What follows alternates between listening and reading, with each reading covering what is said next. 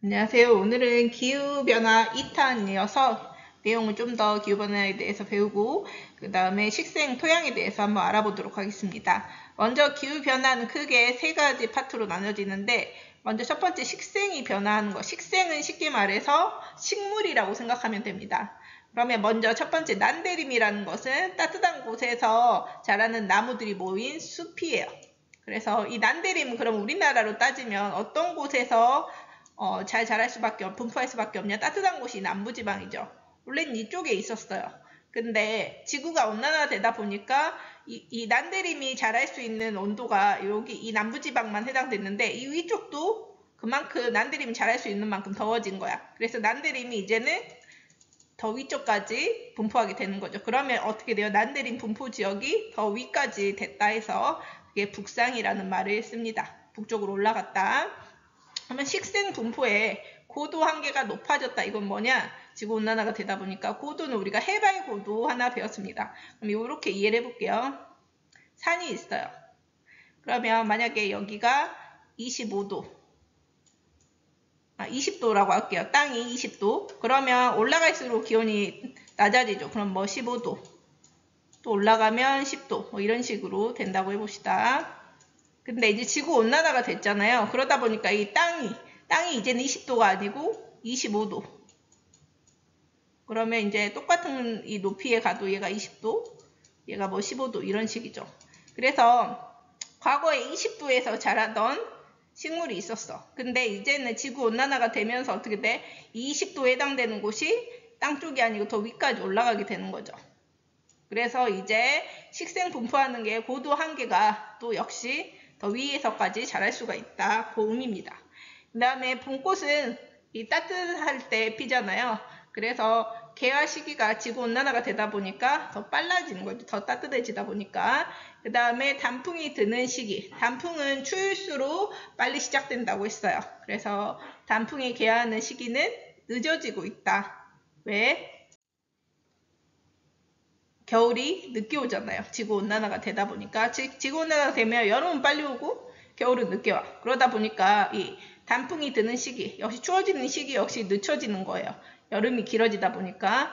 그래서 이 여름이 길다 보니까 가을이 상대적으로 짧아지는 거니까 단풍이 드는 시기는 상대적으로 늦어지고 있다. 농업활동. 노지 작물. 말이 되게 어렵죠. 근데 쉽게 말하면 노출되었다. 뭐가 땅. 노출된 땅의 작물, 즉 노출된 땅에서 자란 식물이라고 생각을 하면 돼요. 작물들.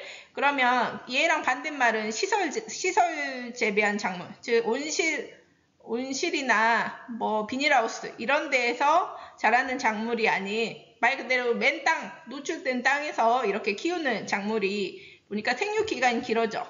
이 노지 작물. 보통의 식물들은 이 작물들은 어떤 특징이 있냐? 겨울에 키우기가 쉽지 않아요. 즉 추운 곳에서 생육하기가 쉽지 않은데 이 지구 온난화가 되다 보니까 상대적으로 추위가 늦게 오잖아. 그러다 보니까 이 노주 작물을 키울 수 있는 기간이 길어집니다.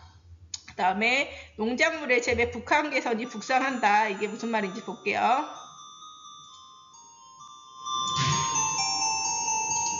이렇게 볼게요. 과거에는 대구 사과가 유명하거든. 이 대구에서 사과 재배하기가 가장 유리했어.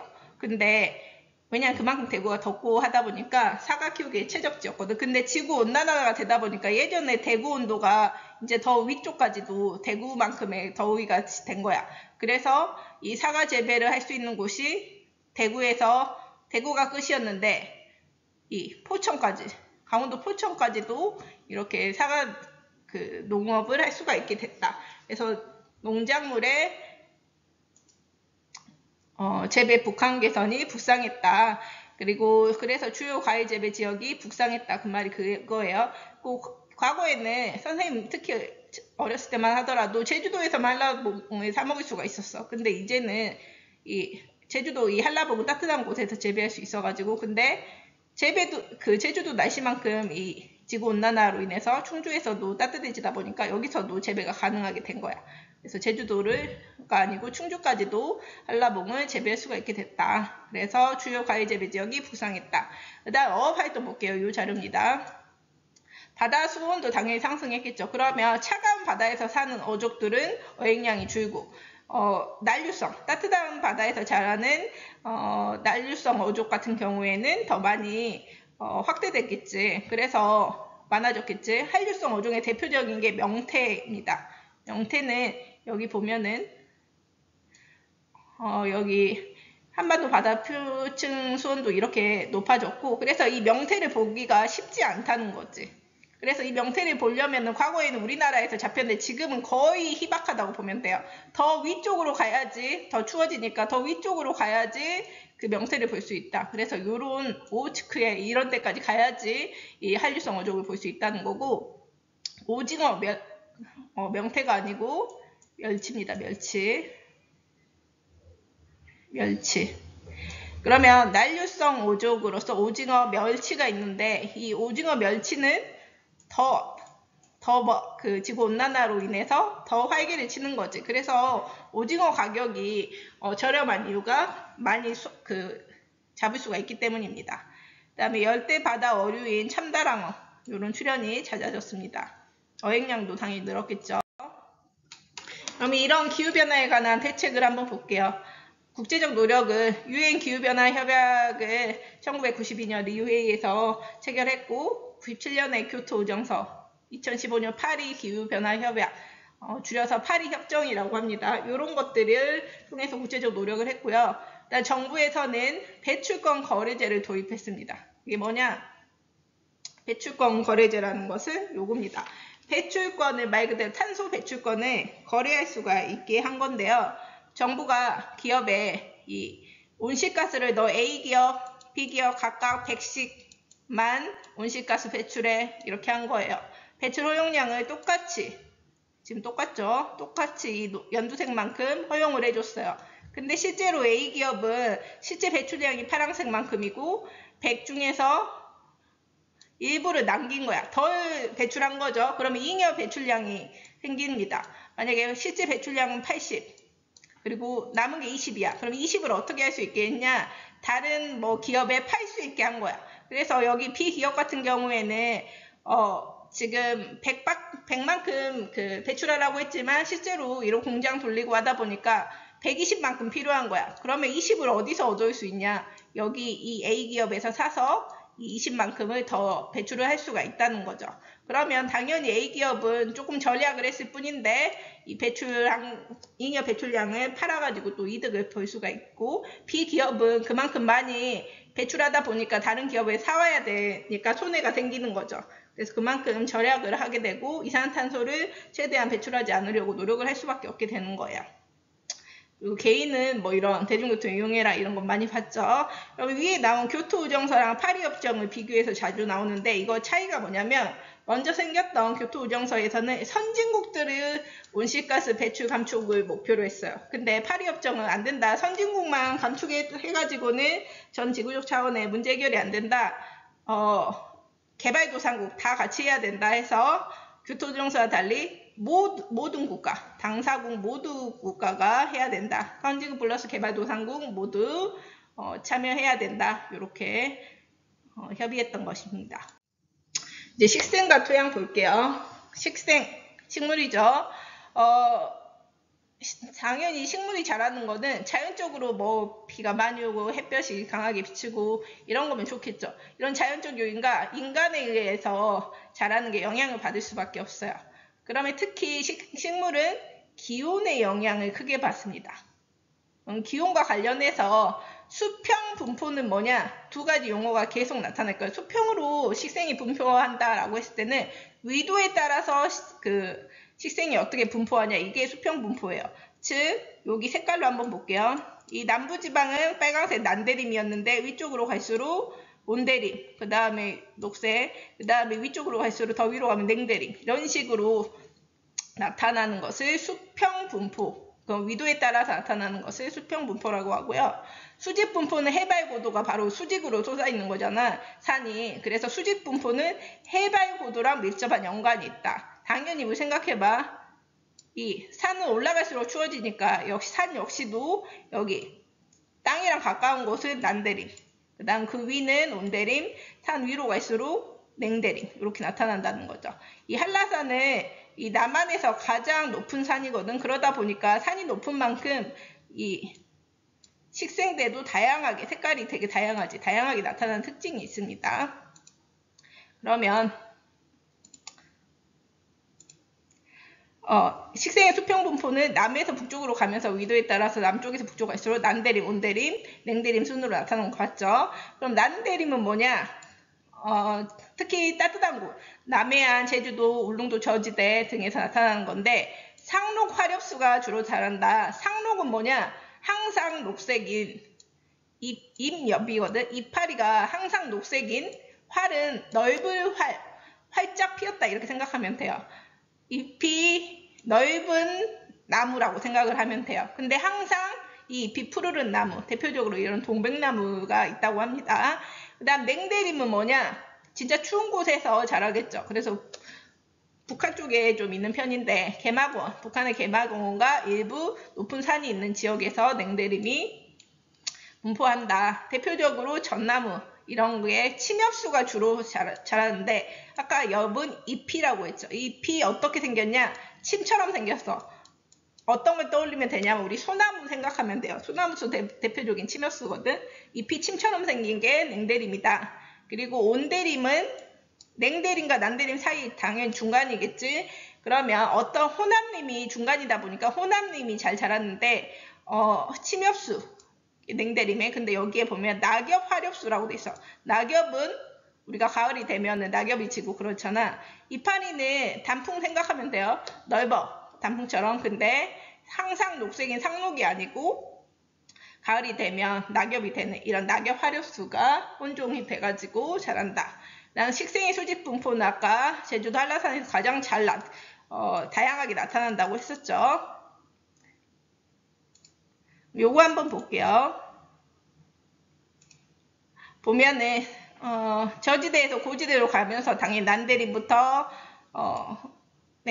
냉대림, 온대림, 냉대림, 그다음 관목대, 뭐 고산식물대 이렇게 다양하게 나타나는데 여기에 중간에 보면 초지대가 있어요. 제주도 중산간 지역의 초지대는 목축, 즉 소를 우리 뭐 우유 생산을 위한 이런 목축을 위해서 조성된 인공 식생입니다. 그 소들을 먹여야 되니까.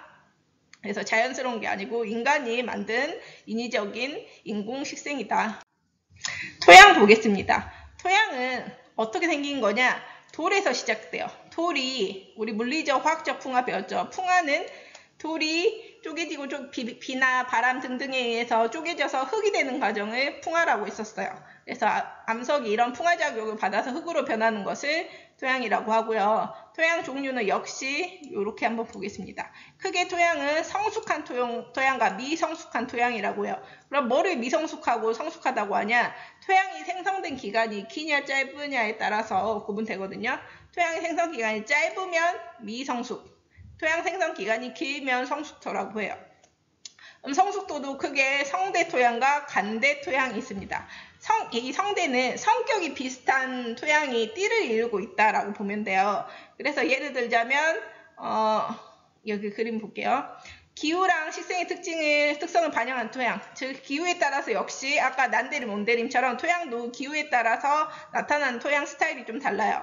온대림 지역 같은 경우에는 갈색의 삼림토, 갈색 삼림토가 나타나는데 여기 보면은 이 녹색 같은. 그래서 우리나라 대부분이 이 온대 지역이기 때문에 온대림 지역이기 때문에 갈색 삼림토가 나타납니다. 그리고 냉대림 지역 같은 경우는 더 추워지는 그 냉대림이 분포하는 지역 같은 경우에는 회백색 토. 그래서 우리 냉대림이 아까 북한 쪽에 많았죠. 여기 그래서 남한 쪽에는 거의 분포하지 않는데 회백색. 우리가 추우면 회색 도시가 딱 떠오르잖아. 그렇게 생각하면 돼요. 좀 따뜻하고 이러면은 갈색, 좀 붉은 계열, 그리고 추우면 회백색 이렇게 떠올리면 됩니다. 이런 토양들이 그 온대림 지역에는 갈색, 삼림토, 냉대림 지역 회백색 토 이런 식으로 같은 성격끼리 띠를 이루고 있는 거예요.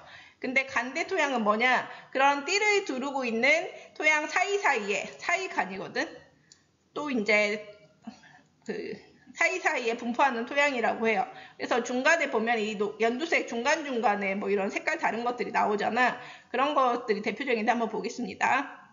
기반암, 모함의 특성을 반영하는 토양인데 예를 들자면 석회암이 풍화되면은 토양이 되겠지. 그 토양을 석회암 풍화토라고 해요. 이거는 역시 석회암이 있는 지역에서만 있는 토양이겠지. 그래서 사이사이에, 황대토양 사이사이에 있는 지역인데, 토양인데, 석회암 풍화토는 붉은색을 띱니다. 이 석회암에는, 지금 이 석회암에는 탄산칼슘이 포함되어 있는데요. 이 탄산칼슘이 보면 이 철 성분을 가지고 있어요. 근데 우리가 철이 녹슬면 붉은색이 띄잖아. 그것처럼 그러다 보니까 이 탄산칼슘이 포함되어 있어서 석회암이 이제 풍화된 토양 같은 경우에는 시간이 흘러서 만들어진 거니까 이런 붉은색을 띠게 된다. 그 다음에 현무암 풍화토, 현무암 우리 제주도 가서 보면은 검정색 비슷하잖아. 그래서 지금 현무암 풍화토는 현무암이 풍화돼가지고 흙이 된 거니까 역시 색깔도 현무암색 비슷하다. 그래서 흑갈색의 현무암 풍화토가 있습니다. 그 다음에 미성숙토 볼게요. 여기 대표적으로 석회암 풍화토 이런 거를 한번 보면은 여기 중간중간 석회암 지역 이런 데서 볼 수가 있고 이 화산 폭발이 있었던 곳에서 역시 또 뭐 화산회토 이런 것도 볼 수가 있죠.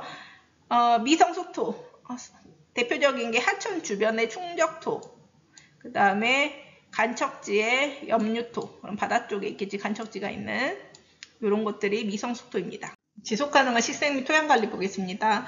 당연히 우리가 이제 도시화되고 산업화되면서 식생 토양이 파괴됐죠. 그러면 어떻게 관리하려고 노력했어? 국립공원을 지정한다더니 나무를 심고 그러면서 어떤 얘기가 나오냐? 인목 축적량이 증가했다라는 말이 나와요.